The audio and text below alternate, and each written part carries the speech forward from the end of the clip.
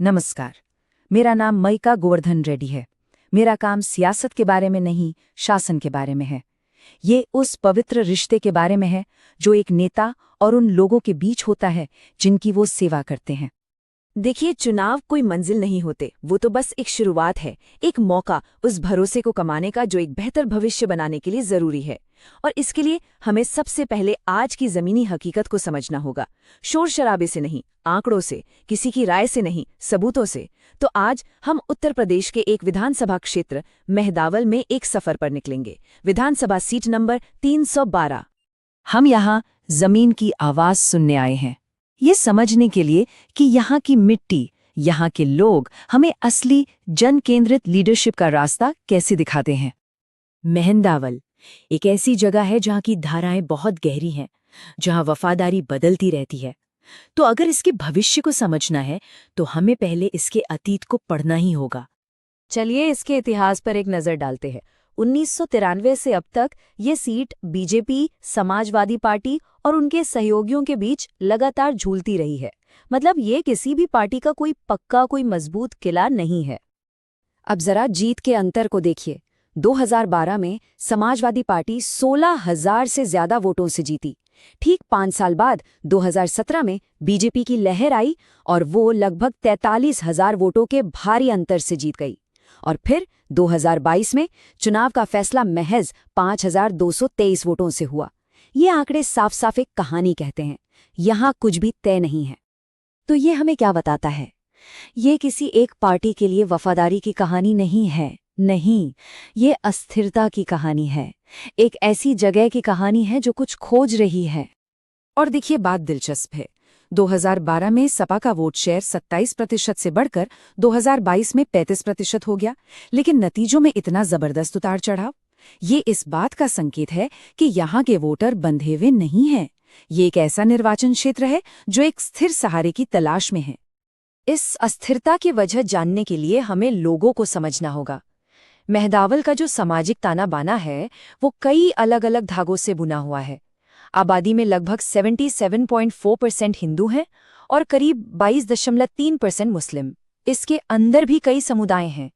दलितों की आबादी लगभग 1/4 है, जो एक बहुत बड़ा हिस्सा है। फिर अन्य पिछड़ा वर्ग हैं, निषाद, यादव, कुर्मी, मौर्य और फिर सवर्ण्य जातियां।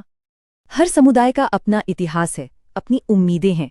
डेटा में हमें एक साफ पैटर्न दिखता है। यादव मुस्लिम वोटर पारंपरिक तौर पर सपा की तरफ झुके रहे हैं। दलित एक मजबूत आधार के तौर पर अक्सर बसपा के साथ खड़े दिखते हैं। और निषाद, दूसरे ओबीसी और सवर्ण जातियों का झुकाव बीजेपी और उसके सहयोगी दलों जैसे निषाद पार्टी की तरफ रहा है, जिनके उम्मीदवार 2022 में जीते भी।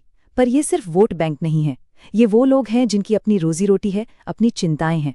निषाद समुदाय जो नाव और मछली पकड़ने पर निर्भर हैं, हर पृष्ठभूमि से आने वाले किसान और नौकरी की तलाश में भटकते नौजवान, उनका हर वोट एक बहुत सीधा सा सवाल पूछता है, हमारी सुनेगा कौन, हमारे लिए काम कौन करेगा। और बस यहीं पर राजनीति की कहानी एक इंसान की कहानी बन जाती है।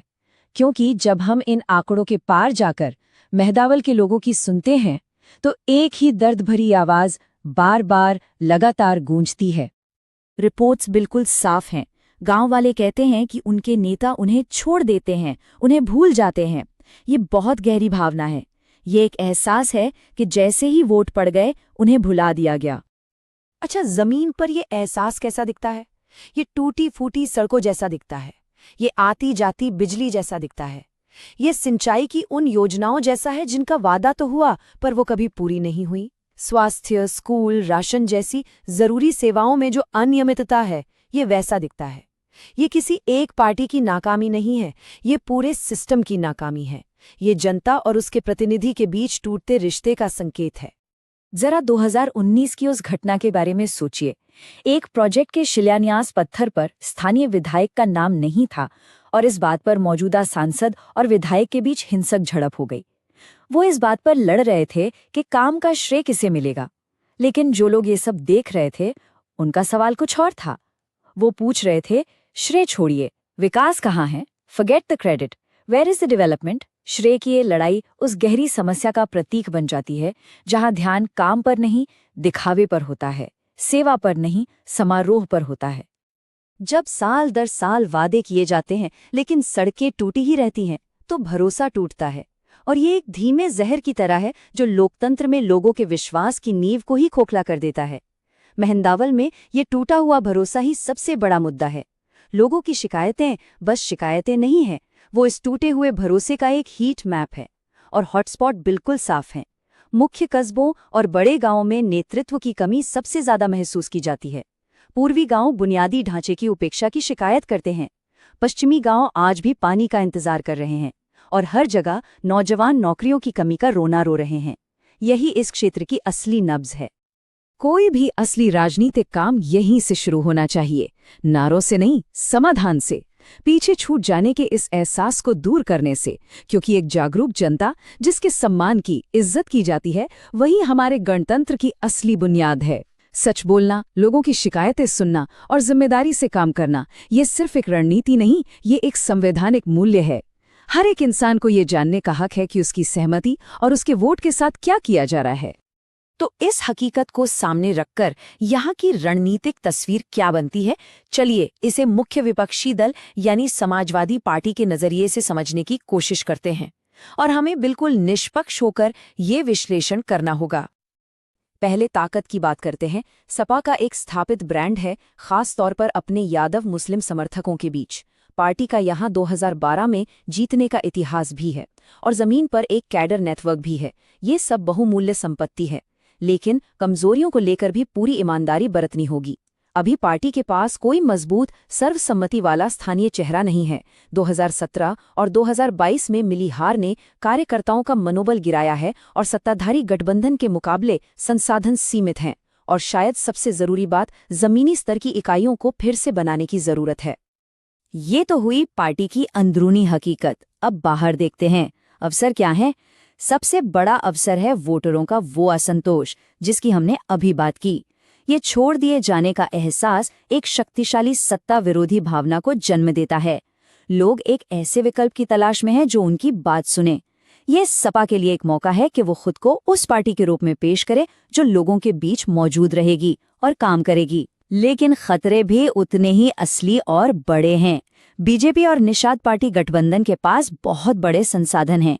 उनके पास राज्य और केंद्र सरकार की ताकतवर मशीनरी है। उनका चुनावी तंत्र बहुत संगठित और अच्छी तरह से फंडेड है। इस फायदे को कम करके नहीं आंका जा सकता। तो कुल मिलाकर स्थिति एक चाकू की धार पर टिकी है। जनता की निराशा ने विपक्ष के लिए एक मौका तो बनाया है, लेकिन उस मौके को जीत में बदलने के लिए एक बहुत ही सटीक, अनुशासित और व्यवस्थित तरीके की जरूरत होगी। एक ब्लूप्रिंट की जरूरत होगी। वो राजनीति जो सिर्फ चुनाव जीतने पर टिकी हो वो खोखली होती है। शासन का असली मतलब है नागरिकों के लिए वैल्यू बनाना। मेहंदावल जैसी जगह पर किसी भी नेता के लिए आगे का रास्ता एक साफ 4 भाग वाले सिद्धांत पर बनाया जाना चाहिए। हम इसे चतुर्मुख सिद्धांत कहते हैं। पहला, चुनावी रणनीति। पूरे क्षेत्र को एक ही रंग में नहीं रंगा जा सकता। फोकस अपने मुख्य समर्थकों के साथ साथ उन लोगों तक पहुंचने पर भी होना चाहिए जो निराश हैं। दूसरा, संगठनात्मक रणनीति। चुनाव किसी हेड ऑफिस से नहीं बल्कि बूथ के स्तर पर जीता जाता है। इसका मतलब है कमेटियों को फिर से बनाना और कार्यकर्ताओं को घर घर जाकर जुड़ने के लिए तैयार करना। तीसरा, नैरेटिव की रणनीति, यानी आप कौन सी कहानी सुनाते हैं। यह सिर्फ नकारात्मकता की कहानी नहीं हो सकती, यह भरोसे की कहानी होनी चाहिए, एक सरल और शक्तिशाली संदेश के साथ। हम सुनेंगे और करेंगे। और चौथा, संसाधन की रणनीति। यह स्मार्ट होने के बारे में है, हर एसेट का कुशलता से उपयोग करना। इस सिद्धांत को जमीन पर उतारने के लिए एक 90 दिन का एक्शन प्लान चाहिए, एक रोड मैप। पहला महीना यानी 90 से 61 दिन तैयारी का है। ये शांत चरण है। उम्मीदवार को जल्दी तय करें, बूथ स्तर पर संगठन का ऑडिट करें और स्वयं सेवकों को प्रशिक्षित करें। दूसरा महीना 60 से 31 दिन संपर्क साधने का है। गांवों में बैठकें करें, भाषण देने के लिए नहीं बल्कि सुनने के लिए, और विश्वास का पुनर्निर्माण शुरू करें। तीसरा चरण 30 से 15 दिन तीव्रता का है। अब बड़े नेताओं को रैलियों के लिए लाएं, हर प्रमुख समुदाय से मिलें और बूथ स्तर पर संपर्क बढ़ाएं। और आखिरी 2 हफ्ते, ये आखिरी धक्का है। पूरा ध्यान वोटरों को बाहर निकालने पर होना चाहिए। अब सवाल है कि इस योजना को कौन लागू कर सकता है, किस तरह का नेता चाहिए। डेटा हमें एक साफ प्रोफाइल दिखाता है। उम्मीदवार का समुदाय से गहरा जुड़ाव होना चाहिए, लेकिन उसे सभी समुदायों में सम्मान मिलना चाहिए। उसकी छवि साफ होनी चाहिए, सेवा भाव वाली, कोई बोझ नहीं। उसे अपनी बात को स्थानीय बोली में प्रभावी ढंग से रखना आना चाहिए और उसे युवाओं तक पहुंचने के लिए आधुनिक तरीकों का उपयोग करने में सहज होना चाहिए। ये किसी राजनेता के लिए चेकलिस्ट नहीं है, ये एक लोक सेवक का प्रोफाइल है। हमारी व्यवस्था में हर नागरिक की जानकारी, उसकी आवाज, उसकी पसंद अनमोल है। हमारे संविधान के सिद्धांत हमें हर नागरिक की गरिमा की रक्षा करने के लिए मार्गदर्शन करते हैं। डिजिटल पर्सनल डेटा प्रोटेक्शन कानून जैसे फ्रेमवर्क के तहत जनता के भरोसे को पूरी सावधानी और सहमति से संभालना एक नेता का कर्तव्य है। ये कोई कानूनी बोझ नहीं है, ये एक नैतिक जिम्मेदारी है। तो आखिरी विश्लेषण क्या है? मेहदावल एक आईना है। ये हमारे लोकतंत्र में एक गहरी चुनौती को दर्शाता है। नागरिक और शासन के बीच बढ़ती हुई दूरी। वोटों में ये जो अस्थिरता है, ये चंचल जनता का संकेत नहीं है। ये इस बात का संकेत है कि जनता बार बार एक ऐसी सरकार खोजने की कोशिश कर रही है जो उनके लिए काम करे। जब एक फेल हो जाती है तो वो दूसरे को आजमाते हैं और फिर एक और को। इस चक्र को तोड़ने का रास्ता बड़े बड़े वादों या जोरदार नारों से होकर नहीं जाता। ये एक शांत और ज्यादा मुश्किल रास्ते से होकर जाता है।